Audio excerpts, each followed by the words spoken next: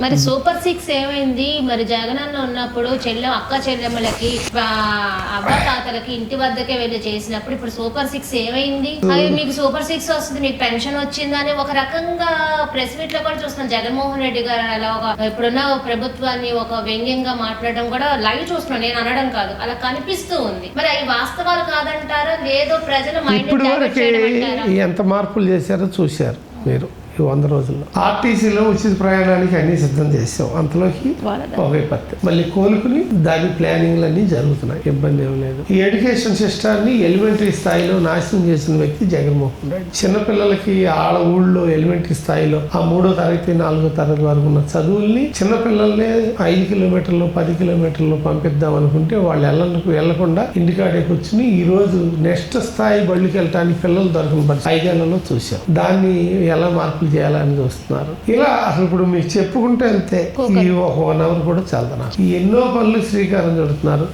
శబ్బం ఎందుకు శబ్బం అనేది మనకు తెలియదు. ఆ ఎక్సైజ్ ఉంటుంది, శబ్బ ఉంటుంది, దేనికి కన్ఫ్యూజ్. అందుకని ఆ శబ్బ తీసేసి మళ్ళీ ఎక్సైజ్ చేస్తున్నారు. లిక్కర్ పాలసీ రేట్లు తగ్గించి 4 రోజుల్లో మీరే చూస్తారు.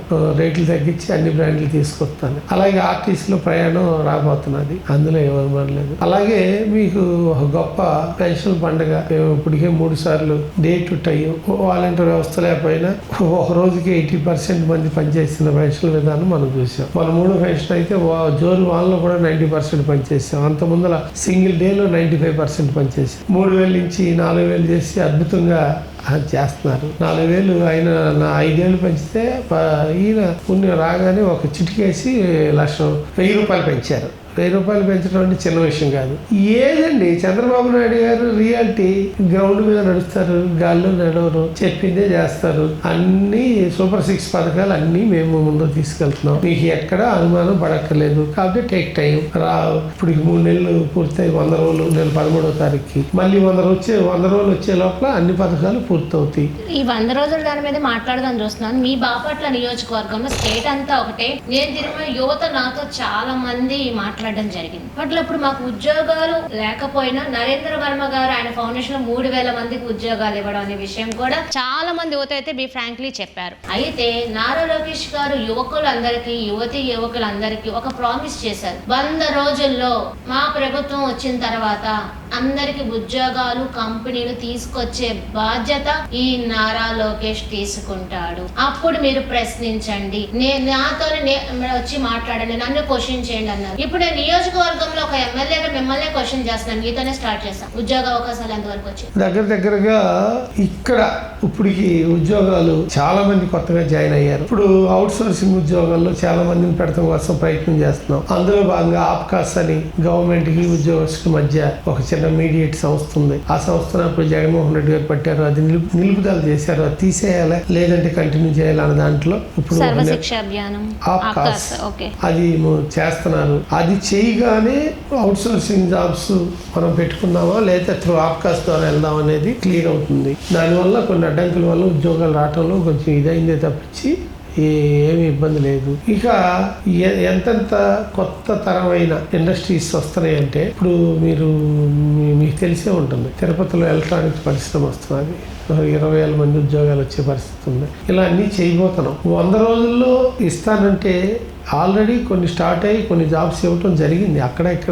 ఎక్కడైనా మా బాపట్లో కూడా చాలా మంది జాబ్స్ నేనే జాయిన్ చేశాను. నా దగ్గర అయితే దగ్గరగా 200 నుంచి 250 మంది కొత్త ఉద్యోగాలు ఇచ్చాయి ఈ 100 రోజుల్లోనే. నేను 250 మెంబర్స్ ఇప్పుడు ఉన్నదానికి 250 మంది మళ్ళీ పెరిగారు. మేము రాబోయే రోజుల్లో ఇంకా 200-300 మందిని తీసుకుంటున్నా. అలాగే నేను ఒక ఇది పెట్టి తొందరలోనే అన్ని చోట్ల ఎక్కడెక్కడ ఖాళీలు ఉన్నాయో వాళ్ళందరికీ రిక్రూట్మెంట్లు పెట్టి ఈ ఉద్యోగాలు కల్పన ధ్యేయంగా పనిచేస్తున్నాను. ఇండియన్ ఆర్మీ ఈ సెంట్రల్ ఫోర్స్లు ఎవరైతే రాసుకుని ముందుకు వెళ్తారో దాని మీద ట్రైనింగ్ సెంటర్లు అవి కూడా పెడతానని ప్లాన్ చేస్తున్నాం. ఈ 100 రోజులు నా వరకు నేనైతే అన్ని గమనించా. ఇప్పటి నుంచి స్పీడ్ అవుతున్నది. నేను ఎన్నో పనులు శ్రీకారం చుట్టుపోతున్నా. రాబోయే 6 నెలల్లో ఆ మార్పు మీరే గమనిస్తారని తెలియజేస్తున్నాను.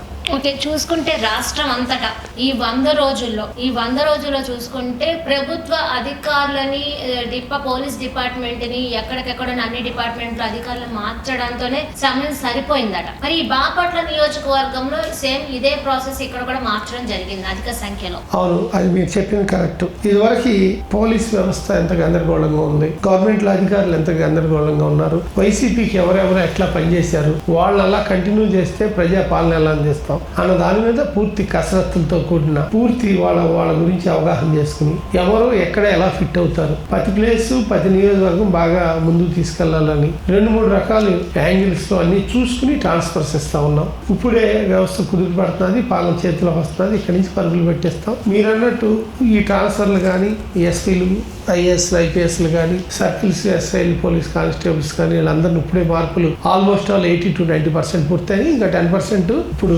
రాబోయే 5-6 రోజులు పూర్తవుతాయి. ఈ నెల వెళ్ళిపోతే అన్ని కుదురు పడతాయి. మన సెంట్రల్ గవర్నమెంట్ నుంచి కూడా డబ్బులు అమరావతి కోసం 12,000 కోట్లు ఆల్రెడీ డిక్లేర్ చేయటం బడ్జెట్లో అవన్నీ మీరు చూశారు. సెంట్రల్ గవర్నమెంట్ నుంచి కూడా ఎన్డీఏ ఈ ఉమ్మడి ప్రభుత్వంలో చాలా మనకు అవకాశాలు మొండిగా ఉన్నాయి.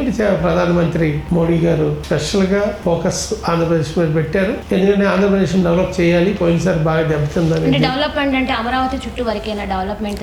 ఆంధ్రప్రదేశ్ అంటే అమరావతి కాదు కదా, పోలవరం ఉంది, అందులో అమరావతి ఉంది. ఆర్టీసీ బస్సులో ఉచిత ప్రయాణాలు కూడా డెవలప్మెంట్ లో భాగమే. అది సంక్షేమం అంటే మంచికి చెడుకి డబ్బులు మిగిలితే డెవలప్మెంటే కదా. అలా అగ్రికల్చర్ సెక్టర్ కానించి టూరిజం సెక్టర్ కానించి మేము ఎన్నెన్నో చేయటానికి ముందరికి వెళ్తున్నాం. మా బాపట్లకి వచ్చి తెలిసి 4-5 5-star హోటల్స్ వస్తున్నాయి. ఇక్కడ టూరిజంగా ఎంతో పెడుతున్నాం. బోట్ షికార్లు డెవలప్ చేయబోతున్నాం. బాపట్ల టు చీరాల ఇంటర్నల్ మౌలిక సదుపాయాలు డెవలప్ చేయబోతున్నాం. దానికి మినిస్టర్లు కలిసాం, R&B మినిస్టర్లు కలిసాం, అన్ని ప్రపోజల్స్ ఇస్తున్నాం. మాకు మంచి కలెక్టర్ ఉన్నారు, మంచి ఎస్పీ ఉన్నారు, మంచి పొలిటీషియన్స్ ఉన్నారు, మంచి మంత్రులు ఉన్నారు.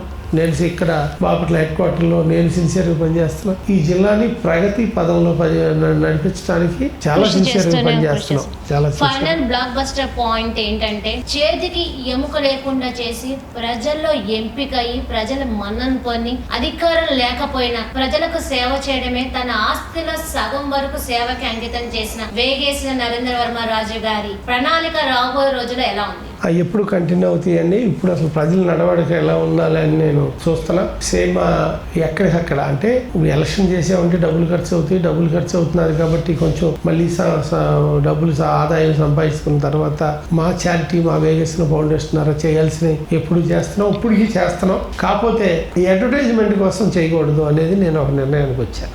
అన్ని ప్రదర్శన కాకుండా ఒక రియాలిటీకి దగ్గరగా పనిచేయాలని నేను ముందుకు వచ్చా.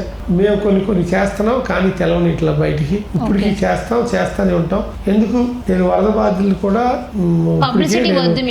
దగ్గరగా 6.5 లక్షలు 7 లక్షలు ఖర్చు పెట్టాను. వరద బాధితులు చాలా రకాలుగా మేము తీసుకెళ్ళి ఏదో ఇచ్చాము, అక్కడ శారీస్ పంపించా, ఈ మధ్య దుప్పట్లు వెళ్ళి అలా ఏదో చేస్తున్నాం. మా కార్యకర్తలు వాళ్ళ పేరు ఇచ్చి వాళ్ళకి ఇచ్చాము. ఇప్పుడు ఆల్రెడీ 4 లక్షల రూపాయలు ఏదో మా సీఎం నిధులు వచ్చినాయి తీసుకెళ్ళి ఇవ్వబోతున్నాం. ఇంకా నేను కూడా కొంత యాడ్ చేసి ఇవ్వబోతున్నాం. ఇవన్నీ చేస్తున్నాం. కాకపోతే అన్నిటికీ ప్రదర్శన, అన్నిటికీ పేరు, అన్నిటికీ షో అనేది ఎంతవరకు కరెక్ట్? జనరల్ గా ఏంటంటే ఈ చేతికి ఇచ్చింది ఈ చేతికి తెలవకూడదు అంటారు. సాధ్యమైనంత వరకు ప్రజలు చేసిన వాళ్ళు 10 మందికి మన గురించి చెబితే చాలా బాగుంటుంది. ఉమ్మడి గుంటూరు జిల్లా అంతా నేను చాలా వర్క్ చేశాను సార్ మొన్న, కానీ మీ గురించి వచ్చినంత ప్రజల్లో మాట నాకైతే ఎక్కడ రాలేదు. స్వచ్ఛందంగా మీరు ఎలా చేశారు అన్న విషయాలతో కూడా మాతో చెప్పారు కూడా. వాళ్ళు అర్ధరాత్రి వచ్చిన పగలు వచ్చిన తీరా మీరే వాళ్ళు ఇళ్ళకెళ్ళి కూడా చేసేవాళ్ళట. ఎంతోమంది మహిళలు పెద్దవాళ్ళు అందరూ చెప్పడం కూడా జరిగింది. ఇది మీరు మేము ఒప్పుకునే మాట. అంటేనండి మనం చేసే పని స్పష్టంగా స్వచ్ఛంగా ఫ్యూచర్ లో కానీ ఇప్పుడు కానీ ఏదన్నా ఆశించి చేస్తే అది కరెక్ట్ కాదు అని నా ఉద్దేశం. ఫ్యూచర్ లో ఆశించి చేయడం కన్నా స్వచ్ఛందంగా వాళ్ళు చేయాల్సింది ఒక రెస్పాన్సిబిలిటీతో ఫీల్ అయి చేస్తే దానికి గొప్ప ప్లాట్ఫామ్ లైన్ ఏర్పడుతుందని నేను అనుకుంటున్నా. అది నాకు ఏర్పడింది అని కూడా భావిస్తున్నా. కానీ రాబోయే రోజుల్లో ఇప్పటి వరకు జరిగింది మంచివాడు నరేంద్ర వర్మ, అతను పట్టిందల్లా బంగారమే, వ్యాపారం బాగా చేస్తాడు, స్ట్రైట్ గా ఉంటాడు, నిజాయితీగా ఉంటాడు అని ప్రజల్లో ఉంది.